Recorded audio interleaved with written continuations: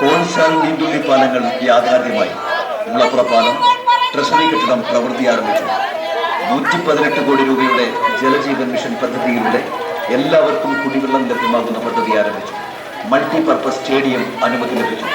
37 അംഗ ഹരിത കർമ്മസേനയിലൂടെ ശുചിത്വ മാലിന്യ സംസ്കരണ രംഗത്ത് പുതിയ കാൽവെപ്പ്. അങ്ങനെ നിരവധി പദ്ധതികളിലൂടെ ചെറുപുഴയുടെ വികസനത്തിന് പുതിയ ദിശാബോധം നൽകാനും LDF നേതൃത്വം നൽകുന്ന ചെറുപുഴ പഞ്ചായത്ത് ഭരണസമിതിക്കാണ് ജനങ്ങളെ സമീപിക്കുന്നത്. വികസന മുന്നേറ്റ ജാഥയിൽ അണിചേരും. ചെറുപുഴയുടെ വികസന തുടർച്ചയ്ക്ക് പിന്തുണ നൽകും. ഉറപ്പാണ് LDF. തുടരും വികസനം.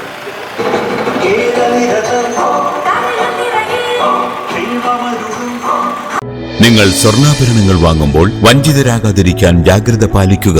2023 ഏപ്രിൽ 1 മുതൽ സ്വർണ്ണ പരിശുദ്ധി ഉറപ്പുവരുത്തുന്നതിന് കേന്ദ്ര ഗവൺമെന്റ് ആഭരണങ്ങളിൽ HUID നിർബന്ധമാക്കിയിരിക്കുന്നു. 100% ആഭരണങ്ങളും HUID മുദ്ര ചെയ്ത മലയോര മേഖലയിലെ ഒരേയൊരു ജ്വല്ലറി പടിഞ്ഞാത്ത് ഗോൾഡൻ ഡയമണ്ട്സ്, ചെറുപുഴ, ആലക്കോട്, പാടിയൊട്ടിച്ചാൽ ഹോൾസെയിൽ ഡിവിഷൻ, തൃശൂർ.